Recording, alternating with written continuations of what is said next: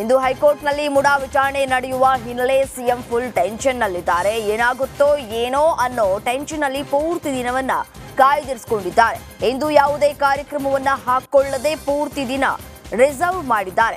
ಈ ವೇಳೆ ಕೋರ್ಟ್ ವಾದ ಪ್ರತಿವಾದವನ್ನ ಆನ್ಲೈನ್ ಮೂಲಕ ಸಿಎಂ ಆಲಿಸಲಿದ್ದಾರೆ.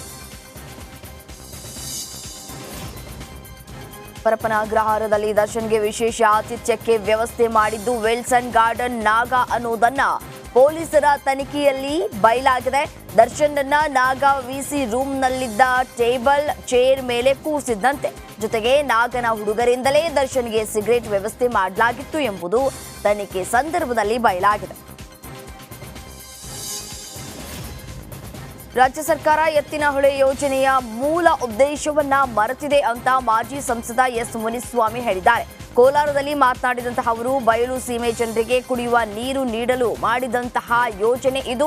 ಸದಾನಂದ ಗೌಡರು ಸಿಎಂ ಆಗಿದ್ದಾಗ ಆ ಭಾಗದ ಜನರ ವಿರೋಧವನ್ನ ಧಿಕ್ಕರಿಸಿ ಯೋಜನೆಗೆ ಡಿಪಿಆರ್ ಮಾಡಿದ್ರು. ನಂತರ ಬಂದಂತಹ ಕಾಂಗ್ರೆಸ್ ಸರ್ಕಾರ ಯೋಜನೆಯ ಹಣವನ್ನ ದುಪ್ಪಟ್ಟು ಮಾಡಿಕೊಂಡಿದೆ. ಕೋಲಾರ ಮತ್ತು ಚಿಕ್ಕಬಳ್ಳಾಪುರ ಜಿಲ್ಲೆಗೆ ಮೊದಲು ನೀರು ಕೊಡಬೇಕಾಗಿತ್ತು. ಆದರೆ ಕೋಲಾರ ಮತ್ತು ಚಿಕ್ಕಬಳ್ಳಾಪುರ ಜಿಲ್ಲೆಗಳಿಗೆ ಒಂದು ಹನಿ ನೀರು ಬಂದಿಲ್ಲ ಅಂತ ಕಿಡಿಕಾರಿದ್ದಾರೆ. ಏನು ಮೂಲ ಉದ್ದೇಶ ಇತ್ತು ಎತ್ತಿನಹೊಳೆ? ಕೋಲಾರ ಮತ್ತು ಚಿಕ್ಕಬಳ್ಳಾಪುರ ಈ ಭಾಗದಲ್ಲಿ ಕುಡಿಯ ನೀರಿನ ಅಭಾವ ಇದೆ ಅಂತ ಹೇಳಿ ಆಗಿನ ಅನೇಕ ಜನ ರಾಜಕಾರಣಿಗಳು ಸದಾನಂದ ಗೌಡರು ಇದನ್ನು DPR ಮಾಡಿ ಸ್ಥಳೀಯವಾಗಿ ಆ ಭಾಗದಲ್ಲಿ ಏನೇ ಅವ್ರ ಮೇಲೆ ಆರೋಪ ಬಂದರೆ ಅದನ್ನೆಲ್ಲ ಧಿಕ್ಕರಿಸಿ ಕೋಲಾರ ಮತ್ತು ಚಿಕ್ಕಬಳ್ಳಾಪುರಕ್ಕೆ ನೀರು ಕೊಡಬೇಕಂತೇಳಿ ಮೂಲ ಉದ್ದೇಶದಿಂದ ಇದನ್ನೇನು ಚಾಲನೆ ಕೊಟ್ಟರು. ತದನಂತರ ಬಂದಂಥ ಕಾಂಗ್ರೆಸ್ ಸರ್ಕಾರ ಇದರ ಹಣವನ್ನು ದುಪ್ಪಟ್ಟು ಮಾಡಿಕೊಂಡು ಇವತ್ತು ಸುಮಾರು ಸಾವಿರಾರು ಕೋಟಿಗಳ ಅದನ್ನು ಹೆಚ್ಚಿಸಿ ಇದುವರೆಗೂ ಒಂದೇ ಒಂದು ಹನಿ ನೀರನ್ನು ಚಿಕ್ಕಬಳ್ಳಾಪುರ ಮತ್ತು ಕೋಲಾರಕ್ಕೆ ಕೊಡದೆ ಯಾವುದೇ ರೀತಿಯಾದಂಥ ಲ್ಯಾಂಡ್ ಅಕ್ವಿಜೇಷನ್ನು ಮಾಡ್ಕೊಳ್ದೆ ಎತ್ತಿನಹೊಳೆ ಹಣ ಅಂತ ಹೇಳಿ ಬೇರೆ ಬೇರೆ ಚೆಕ್ ಡ್ಯಾಮ್ಗಳಿಗೆ ಬೇರೆ ಬೇರೆದಕ್ಕೆಲ್ಲ ದುರುಪಯೋಗ ಪಡಿಸ್ಕೊಂಡು ಬೀದರ್ನಲ್ಲಿ MLC versus MLA talk war ಜೋರಾಗಿದೆ. ಬಿಜೆಪಿ ಶಾಸಕ ಸಿದ್ದು ಪಾಟೀಲ್ ವಿರುದ್ಧ ಕಾಂಗ್ರೆಸ್ ಎಂಎಲ್ಸಿ ಚಂದ್ರಶೇಖರ ಪಾಟೀಲ್ ಕಿಡಿಕಾರಿದ್ದಾರೆ. ಎಂಎಲ್ಸಿ ಚಂದ್ರಶೇಖರ ಪಾಟೀಲ್ ಪಾಕೆಟ್ ಶಾಸಕನ ನಾಲಿಗೆ ಕಟ್ ಮಾಡ್ತೇವೆ ಅಂತ ಕಿಡಿಕಾರಿದ್ದಾರೆ. ಅವರ ಈ ಹೇಳಿಕೆಗೆ ಶಾಸಕ ಸಿದ್ದು ಪಾಟೀಲ್ ಆಕ್ರೋಶವನ್ನು ವ್ಯಕ್ತಪಡಿಸಿದ್ದು, ಚಂದ್ರಶೇಖರ್ ಪಾಟೀಲ್ ವಿರುದ್ಧ ಕಠಿಣ ಕ್ರಮವನ್ನು ಕೈಗೊಳ್ಳಬೇಕು ಅಂತ ಆಗ್ರಹಿಸಿ ಹುಮನಾಬಾದ್ ಪೊಲೀಸ್ ಠಾಣೆ ಮುಂದೆ ಬಿಜೆಪಿಯಿಂದ ಪ್ರತಿಭಟನೆಯನ್ನು ನಡೆಸಲಾಗಿದೆ. 2 ಕಾರುಗಳ ನಡುವೆ ಭೀಕರ ಅಪಘಾತ ಸಂಭವಿಸಿ 5 ಸಾವನ್ನಪ್ಪಿರುವ ಘಟನೆ ತುಮಕೂರು ಜಿಲ್ಲೆ ಮಧುಗಿರಿ ತಾಲೂಕು ಕಾಟಗಾನಹಟ್ಟಿ ಬಳಿ ನಡೆದಿದೆ. 3 ಪುರುಷರು ಹಾಗೂ 2 ಮಹಿಳೆಯರು ಸಾವನ್ನಪ್ಪಿದ್ದು, ಸ್ಥಳಕ್ಕೆ ಪೊಲೀಸರು ಭೇಟಿ ನೀಡಿ ಪರಿಶೀಲನೆ ನಡೆಸಿದ್ದಾರೆ. ಭೀಕರ ಅಪಘಾತದಲ್ಲಿ 5 ಸಾವನ್ನಪ್ಪಿರುವ ವಿಚಾರಕ್ಕೆ ತುಮಕೂರು ಪೊಲೀಸ್ ವರಿಷ್ಠಾಧಿಕಾರಿ ಅಶೋಕ್ ವೆಂಕಟ್ ಪ್ರತಿಕ್ರಿಯೆಯನ್ನು ನೀಡಿದ್ದಾರೆ. ತುಮಕೂರಿನಲ್ಲಿ ಮಾತನಾಡಿದ ಅವರು, ನಿನ್ನೆ ಸಂಜೆ 7 ಗಂಟೆ ಸುಮಾರಿಗೆ ಕೊರಟಗೆರೆ ಮತ್ತು ಮಧುಗಿರಿ ಮಧ್ಯ ಟೋಲ್ಗೇಟ್ ಹತ್ತಿರ ಭೀಕರ ಅಪಘಾತ ಸಂಭವಿಸಿದೆ. ಕೊರಟಗೆರೆ ಕಡೆಗೆ ಮಾರುತಿ ಸಿಯಾಜ್ ಕಾರು ಹೋಗ್ತಾ ಇತ್ತು. ಓವರ್ಟೇಕ್ ಮಾಡುವಾಗ ಸಿಯಾಜ್ ಕಾರು ಬಲಬದಿ ಲೇನ್ಗೆ ಬಂದು ಅಪಘಾತ ಸಂಭವಿಸಿದೆ. ಇನ್ನು ಈ ಕಾರ್ನಲ್ಲಿ ಚಾಲಕ ಸೇರಿದಂತೆ ಒಟ್ಟು 7 ಜನ ಇದ್ರು. ಹಬ್ಬ ಮುಗಿಸ್ಕೊಂಡು ಬೆಂಗಳೂರು ಕಡೆಗೆ ಹೋಗ್ತಾ ಇದ್ರು. ಆಗ ಅಪಘಾತ ಸಂಭವಿಸಿದೆ ಅಂದ್ರು. ಕಲಬುರಗಿಯಲ್ಲಿ ಹನಿ ಟ್ರ್ಯಾಪ್ ಮತ್ತು ಅತ್ಯಾಚಾರ ಪ್ರಕರಣ ಸಂಬಂಧ ಪ್ರಮುಖ ಆರೋಪಿಯನ್ನ ಸ್ಟೇಷನ್ ಬಜಾರ್ ಪೊಲೀಸರು ಬಂಧಿಸುವಲ್ಲಿ ಯಶಸ್ವಿಯಾಗಿದ್ದಾರೆ. ಪ್ರಭು ಹಿರೇಮಠನನ್ನ ಇದೀಗ ಬಂಧನ ಮಾಡಲಾಗಿದ್ದು, ಈತ ಅಜ್ಞಾತ ಸ್ಥಳದಿಂದ ವಿಡಿಯೋ ಬಿಡುಗಡೆ ಕೂಡ ಮಾಡಿದ್ದ. ಇನ್ನು ಇದೀಗ ಆರೋಪಿ ಲಕ್ಷ ಹಣ ವಸೂಲಿ ಬಗ್ಗೆ ಬಾಯ್ಬಿಟ್ಟಿದ್ದಾನೆ. ಒಂದು 6 ಲಕ್ಷ ರೂಪಾಯಿ ನನ್ನ ಅಕೌಂಟಿಗೆ ಹಾಕೋರು ಫಸ್ಟ್, ಮತ್ತು ಇನ್ನೊಂದು 8 ಲಕ್ಷ ರೂಪಾಯಿ ನನ್ನ ಅಕೌಂಟಿಗೆ ಹಾಕೋರು ವಿಡ್ರಾಲ್ ಮಾಡ್ಕೊಂಬ ಪ್ರಭು ಅಂಥೇಳಿ. ಸರಿ ಕೊಡವ ಅಂಥೇಳಿ ನನಗೆ ಅಕೌಂಟಿಗೆ ಟ್ರಾನ್ಸ್ಫರ್ ಮಾಡಿ ನನ್ನ ಅಕೌಂಟಿಗೆ ನಾನು ಟ್ರಾನ್ಸ್ಫರ್ ಮಾಡಿ ನಾ ಅವ್ರಿಗೆ ಒಯ್ದು ವಿಡ್ರಾಲ್ ಮಾಡಿ ಕೊಟ್ಟರು. ನನಗೆ ಸಾಬರ್ ಮನೆಗೆ ಹೋಗಿ ಕೊಡೋದ ಬಾ ಅಂತೇಳಿ ಒಂದು ದಿವಸ ಮಾರ್ನಿಂಗ್ ನಮ್ಮ ಮನೆಗೆ ಬಂದಿರಿ 9-9:30 ಗಂಟೆಗೆ 8-9 ಬಂದಮೇಲೆ ಸರ್ ಮನೆಗೆ ಹೋಗ್ಬರಂಬ ಅವ್ರಿಗೆ ದುಡ್ಡು ಕೊಟ್ಟು ಬರಮ್ಮ ನಂದೆಲ್ಲ ಗೊತ್ತಾಗ್ಯದ ಸರಿಗೆ ಅಂತೇಳಿ ರಾಜು ಲೆಂಟಿ ನಾ ಇಬ್ಬರು ಕಲ್ತು ಅವ್ರ ಮನೆಗೆ ಹೋಗಿ ದುಡ್ಡು ಕೊಟ್ಟು ಬಂದಿದ್ದಾರೆ ಸರ್. ಬೇಕಾದ್ರೆ ಕುಡಿದ ಅಮಲಿನಲ್ಲಿ ನದಿ ದಾಟುವುದಕ್ಕೆ ಹೋಗಿ ವ್ಯಕ್ತಿ ನೀರು ಪಾಲಾಗಿರುವ ಘಟನೆ ಬೆಳಗಾವಿ ಜಿಲ್ಲೆಯ ಮೂಡಲಗಿ ತಾಲೂಕಿನ ಅವರಾದಿ ನಂದಗಾಂವ್ ಗ್ರಾಮದಲ್ಲಿ ನಡೆದಿದೆ. 32 ವರ್ಷದ ಹಣಮಂತ ಪಾಟೀಲ್ ನೀರು ಪಾಲಾಗಿದ್ದಾನೆ.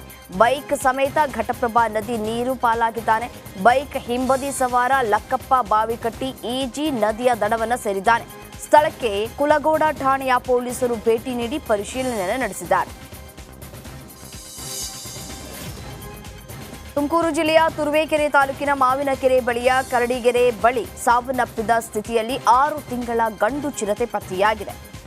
ರೈತ ಜವರೇಗೌಡ ಜಮೀನಿನಲ್ಲಿ ಮೃತ ಚಿರತೆ ಪತ್ತೆಯಾಗಿದ್ದು ಸ್ಥಳಕ್ಕೆ ಅರಣ್ಯ ಇಲಾಖೆ ಅಧಿಕಾರಿಗಳು ಭೇಟಿ ನೀಡಿ ಪರಿಶೀಲನೆ ನಡೆಸಿದ್ದಾರೆ.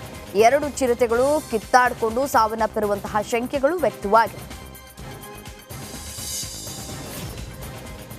ಜೇನ ದನಿಯೋಳೆ ಹಾಡಿನ ಖ್ಯಾತಿಯ ಜಸ್ಕರನ್ ಸಿಂಗ್ ಕೊರಗಜ್ಜನ ದರ್ಶನವನ್ನು ಪಡೆದಿದ್ದಾರೆ. ಮಂಗಳೂರು ಹೊರವಲಯದ ಕಲ್ಲಾಪಿನ ಬುರ್ದುಗೋಳಿ ಗುಳಿಗ ಕೊರಗಜ್ಜನ ಆದಿ ಸ್ಥಳಕ್ಕೆ ಭೇಟಿ ಕೊಟ್ಟು ಕೊರಗಜ್ಜನಿಗೆ ಪ್ರಿಯವಾದ ಬೀಡ ಚಕ್ಕುಲಿಯನ್ನ ಇಟ್ಟು ಪ್ರಾರ್ಥನೆಯನ್ನ ಸಲ್ಲಿಸಿದ್ದಾರೆ. ಇದೇ ಸಂದರ್ಭದಲ್ಲಿ ಮಾತನಾಡಿದಂತಹ ಅವರು ಮಂಗಳೂರಿನ ಕದ್ರಿ ಶ್ರೀ ಮಂಜುನಾಥೇಶ್ವರ ದೇವಸ್ಥಾನ ಮತ್ತು ಬುರ್ದುಗೋಳಿಯ ಗುಳಿಗ ಕೊರಗಜ್ಜನ ಕ್ಷೇತ್ರಕ್ಕೆ ಭೇಟಿ ನೀಡಿದ ಬಳಿಕ ವಿಭಿನ್ನವಾದ ದೈವಿಕ ಜಾಗೃತಿ ಉಂಟಾಗಿದೆ ಅಂತ. और आज मैं मैंगलोर आया हूँ और सबसे पहले मैं कद्री टेंपल गया, वहाँ पे मैंने दर्शन किया एंड मुझे बहुत ज़्यादा अच्छा लग रहा है. एंड उसके बाद अभी मैं कोरागज्जा टेंपल आया हूँ. मुझे यहाँ पे दर्शन करके बहुत अच्छा फील हो रहा है, बहुत डिवाइन यहाँ का ऑरा है. एंड प्रे किया मैंने कि आज हमारा इवेंट बहुत अच्छा जाए.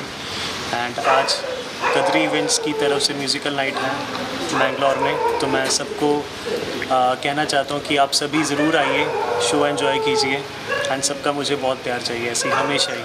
Thank you so much.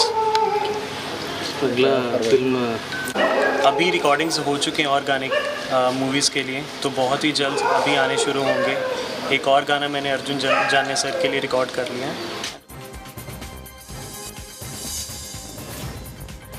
ಸಾಲಬಾಧೆ ತಾಳಲಾರದೆ ವಿಷ ಸೇವಿಸಿ ರೈತ ಆತ್ಮಹತ್ಯೆಗೆ ಶರಣಾಗಿರುವ ಘಟನೆ ತುಮಕೂರು ಜಿಲ್ಲೆ ಪಾವಗಡ ತಾಲೂಕಿನ ನಿಡಗಲ್ಲು ಗ್ರಾಮದಲ್ಲಿ ನಡೆದಿದೆ.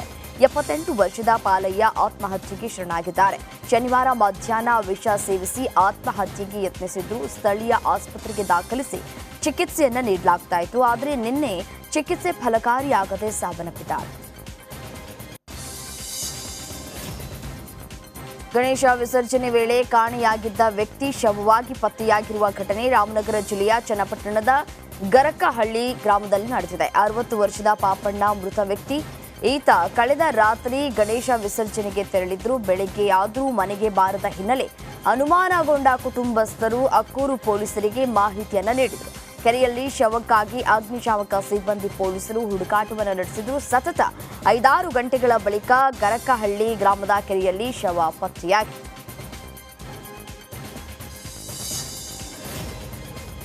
ಮಹಿಳೆಯ ಕತ್ತು ಕೊಯ್ದು ಕೊಲೆಗೆ ಯತ್ನಿಸಿರುವ ಘಟನೆ ಕಲಬುರಗಿಯಲ್ಲಿ ನಡೆದಿದೆ. ಕಮಲಾಪುರ ತಾಲೂಕಿನ ಮಡಕಿ ತಾಂಡಾದ ಹೊಲದಲ್ಲಿ ಅನೈತಿಕ ಸಂಬಂಧದ ವಿಚಾರಕ್ಕೆ ಗಲಾಟೆ ನಡೆದಿದೆ. ಈ ವೇಳೆ ದುಷ್ಕರ್ಮಿ ಸವಿತಾ ಎಂಬುವವರ ಕತ್ತು ಕೊಯ್ದು ಕೊಲೆಗೆ ಯತ್ನಿಸಿದ್ದಾನೆ. ಇನ್ನು ಈ ಸಂಬಂಧ ಕಮಲಾಪುರ ಪೊಲೀಸ್ ಠಾಣೆಯಲ್ಲಿ ಪ್ರಕರಣ ದಾಖಲಾಗಿದೆ. ಕಾಂಗ್ರೆಸ್ನಲ್ಲಿ ಸಿಎಂ ಕುರ್ಚಿಗಾಗಿ ಫೈಟ್ ನಡೀತಾ ಇದೆ. ಈ ಮಧ್ಯೆ ಸಿಎಂ ಸಿದ್ದರಾಮಯ್ಯ ಪರ ಸತೀಶ್ ಜಾರಕಿಹೊಳಿ ಆಪ್ತ ಶಾಸಕ ವಿಶ್ವಾಸ್ ವೈದ್ಯ ಬ್ಯಾಟಿಂಗ್ ಮಾಡಿದ್ದಾರೆ. ಬೆಳಗಾವಿಯಲ್ಲಿ ಮಾತನಾಡಿದ ಅವರು, ಯಾರು ಏನೇ ಜಗ್ಲಿ ಬಗ್ಲಿ ನಮ್ಮ ಸಿದ್ದರಾಮಣ್ಣ ಕೆಳಗೆ ಇಳಿಯಂಗಿಲ್ಲ. ನಮ್ಮ ಈ ಸರ್ಕಾರ ಬಹಳಷ್ಟು ಗಟ್ಟಿಯಾಗಿದೆ. ನಮ್ಮ ನೆಚ್ಚಿನ ಮುಖ್ಯಮಂತ್ರಿ ಸಿದ್ದರಾಮಯ್ಯನವರಿಗೆ ವಿರೋಧ ಪಕ್ಷದವರು ಕಂಟಕ ತರುವ ಪ್ರಯತ್ನವನ್ನ ಮಾಡ್ತಾ ಇದ್ದಾರೆ ಅಂತ. ಬಹಳಷ್ಟು ಗಟ್ಟಿಯಾಗಿದೆ. ಇವತ್ತು ನಮ್ಮ ನಿಮ್ಮೆಲ್ಲರ ನೆಚ್ಚಿನ ಮುಖ್ಯಮಂತ್ರಿ ಸನ್ಮಾನ್ಯ ಸಿದ್ದರಾಮಯ್ಯನವರಿಗೆ ಬಹಳಷ್ಟು ವಿರೋಧ ಪಕ್ಷದವರು ಬಹಳಷ್ಟು ಕಂಟಕಗಳ ಪ್ರಯತ್ನ ಮಾಡ್ತಾ ಇದ್ದಾರೆ. ಆದರೆ ಈ ಸಂದರ್ಭದಲ್ಲಿ ಈ ವೇದಿಕೆ ಮುಖಾಂತರ ಹೇಳ್ತೀನಿ, ಯಾರು ಏನ್ ಜಗ್ಲಿ ಬಗ್ಲಿ ನಮ್ಮ ಸಿದ್ದರಾಮಣ್ಣ ಯಾವತ್ತೂ ಕೆಳಗಿಳಿಯಂಗಿಲ್ಲ. ಅವರು ಇರುವುದ ಅವರೇ ಮುಖ್ಯಮಂತ್ರಿ ಅನ್ನುವಂಥ ಮಾತನ್ನ ಈ ಸಂದರ್ಭದಲ್ಲಿ ಅವರ ಹಿಂದೆ ಸುಮಾರು 136 ಜನ ಶಾಸಕರು ಅವ್ರ ಹಿಂದೆ ಇದ್ದಾರೆ.